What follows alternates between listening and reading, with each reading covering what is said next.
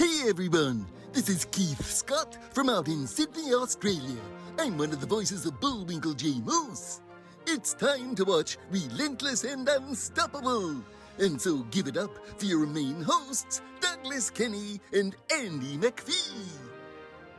Hey everybody, this is Doug Kenny and welcome to Relentless and Unstoppable. We have another amazing guest coming on the channel today, so please hit like and subscribe. And after this episode, please stay tuned to the RNU channel for more amazing guests. Let's get this on! Hey everybody, how you doing? Just a quick little share of why I started Relentless and Unstoppable. It was for one very simple reason, because of Doug Kenny. Nothing to do with me at all, zero. I was just coaching Doug, and he took on the coaching and mentoring, and he made all the changes. He took all the suggestions from his parents as well as my coaching, but it was all about Doug, his breakthrough and his weight loss, his willingness to accept that he is dealing with high functioning autism and other issues, but he's never quit, he's never given up. So we did one interview with him to share his story, and then we decided to start interviewing other people, and Doug has now taken over the whole channel, and he does all the interviews, he runs everything. He's just an amazing young man. So RNU was born from simply what an amazing young man Doug is, and his story needed to be shared.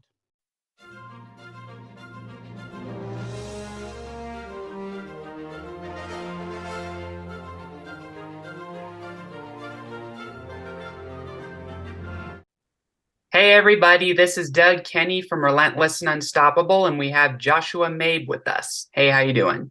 Hey, bud, how are you? Doing good. Where are you at the moment?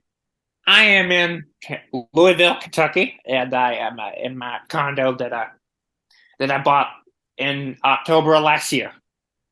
Nice. Good for you. So tell us a bit of what you're known for. Sorry, my computer's falling down. Yeah, so I used to do these NASCAR interviews, and I've done some other podcasting stuff. And my dad is a famous comedian as well. So I've kind of been in the social media eye my whole life, and started doing some podcasting out of my dad's office when I was younger, and continued that for a few years. And now I'm just kind of watching everything from afar. Yeah, I know what you mean. I've been watching afar too lately, just because it's going in directions I don't agree with. Are you talking about NASCAR? NASCAR, yeah. I'm now more into. What was that? I was saying, yeah, I don't want to do anything to criticize the sport, but the changes that have been made, I know there's been a decline in ratings the last few years, but I still love it. I go to Nashville every year, and when Kentucky Speedway comes back in the future, I'll go back there again. That's my home track, and it's good to be around every once in a while. But I can say I don't watch every race anymore. I watch some of the big ones, but I don't watch all the races like I used to. Yeah. What got you into NASCAR to begin with? Okay, so this is a funny story. So when I was younger, I used to be obsessed with the Frosted Flakes and Tony the Tiger. It was to the point where my mom and dad even took me to Battle Creek, Michigan, to the Frosted Flakes Museum. So one day I was at my grandmother's house. She's no longer with us, but I was at my grandmother's house, and we were flipping through her antenna TV, and it was the 2007 Daytona 500. And we saw Kyle Busch in the number 5 car, the Frosted Flakes car. Remember when he drove the 5? Mm-hmm. Yeah, so yeah, and then I kind of didn't follow anymore that season, but that was the race where Kurt Busch and Kyle Busch, they wrecked, not each other, but two separate wrecks. But the next year, 2008, when Kyle moved to the 18 car for Gibbs, I really started following it on more of a consistent basis. And yeah, it's been like 17 years since I've been watching NASCAR now, I guess. Yeah, I remember in that race, Mark Martin had it in the bag, and then Kevin Harvick came out of nowhere and took it at the finish line. Yeah, I think Mark Martin is probably the best driver to never win a Cup Series championship. I like Mark. He's a good guy. He is. It sort of reminded me of when Hornish nipped Andretti at Indianapolis. Did you see that one? I think so. It's been a while since I don't really follow IndyCar as much as I do NASCAR, but yeah, I watched a little IndyCar. Yeah. When did you start reaching out to these drivers? Okay, so the fun story about this is in all right, so 2009, I'd say it actually started by me, my dad being a comedian. I thought it would be a good idea to try to negotiate a sponsorship deal for my dad's company. Mm. So that's how it all started. I called a couple of shops. There's one that's on one of my dad's records. It's what I called a Yates Racing at the time, and this was right before Yates was merging into Richard Petty, Richard Petty Motorsports. And I called and tried to negotiate a sponsorship deal with Travis Squapple. And now, me being 10 years old at the time, nobody took me seriously. Nobody thought I was really going to sponsor Travis. But at the end, we did end up sponsoring a car.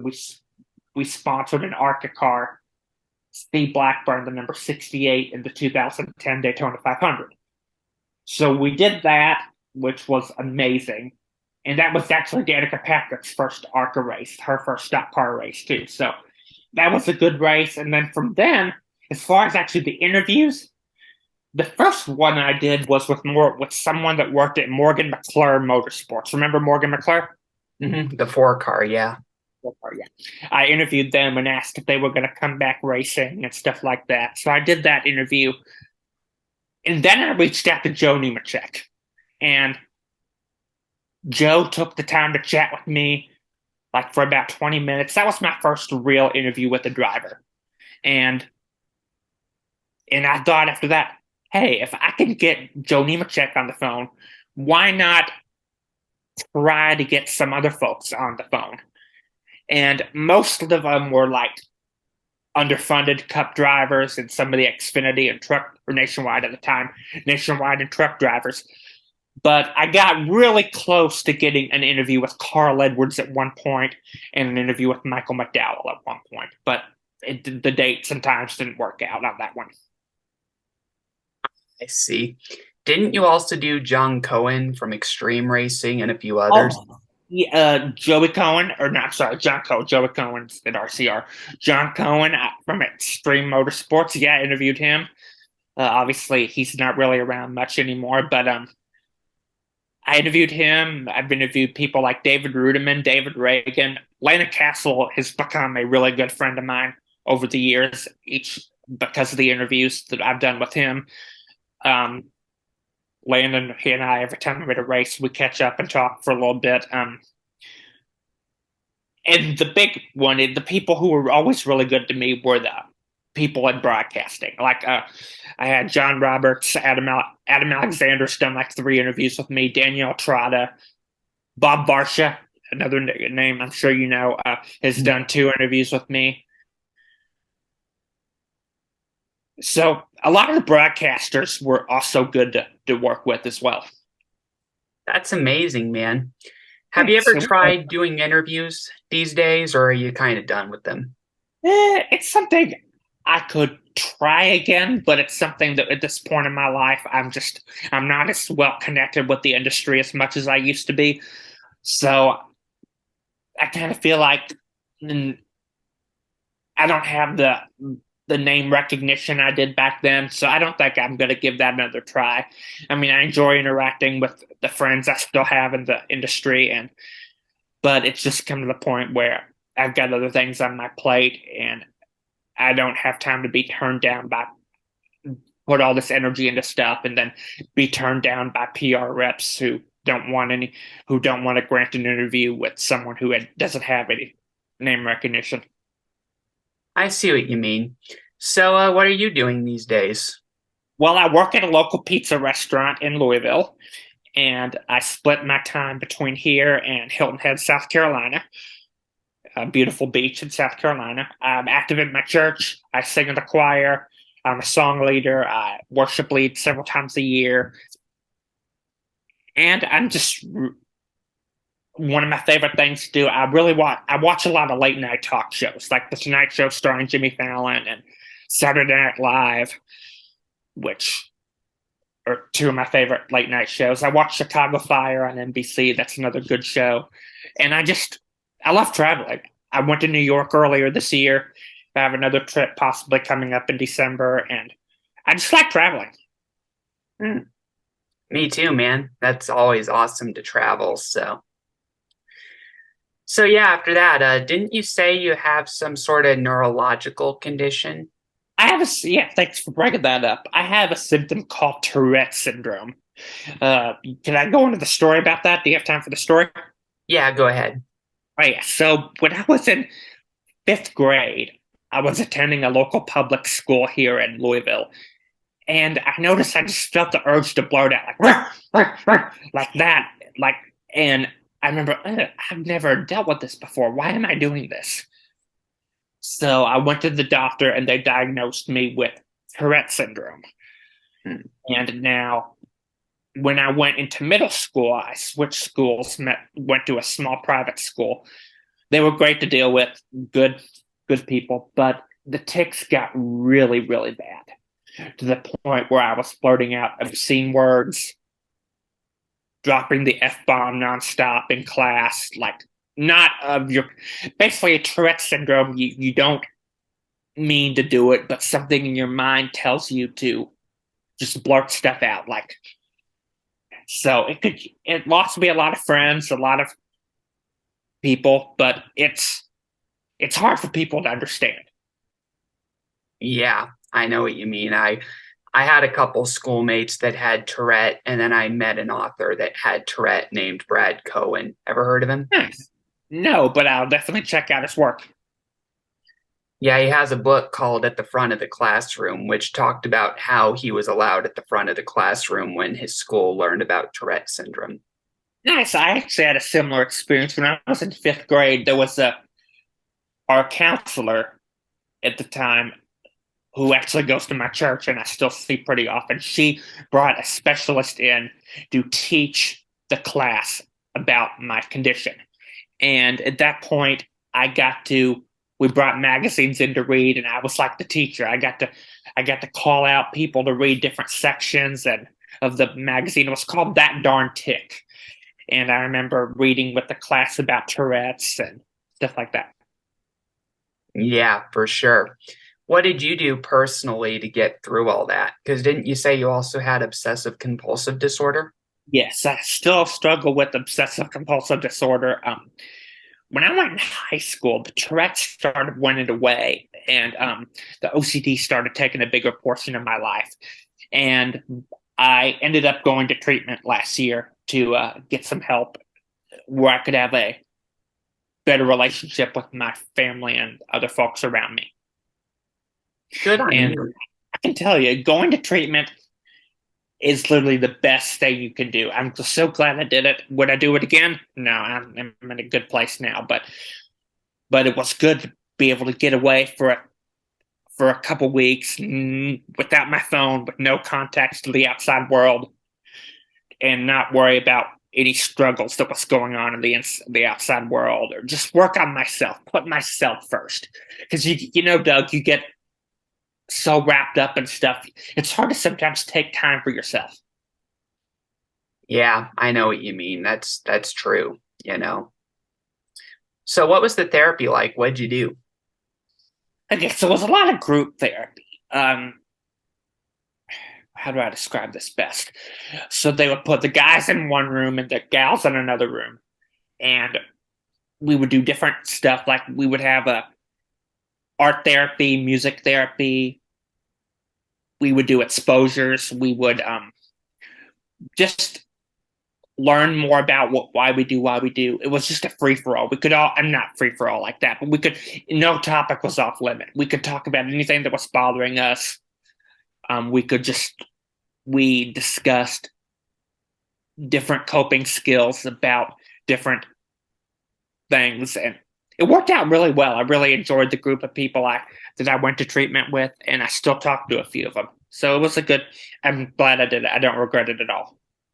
Good to hear, man. That's really good on you that you took time to reflect and try to change your thinking and your ways of doing things. Thanks. Yeah, so what are your hopes for the future? I hope to, this is kind of sounding unrealistic, but I'd like to live in New York City. I know that's a long way away, but I'd like to move to the Big Apple, Times Square, and get a job at a restaurant or something up there. I've been working at a local pizza place in Louisville since we opened back in April, and I'd like to at some point take my talent, not in time within the next couple of years, but eventually move to New York City and begin a life for myself up there. Good on you, man. And so that makes you a relentless and unstoppable person. That's your goal that you have, and you're getting there. Thanks. Yeah, I'm definitely relentless and unstoppable. No one's going to stop me. I'm on top of the world right now. Yeah, for sure.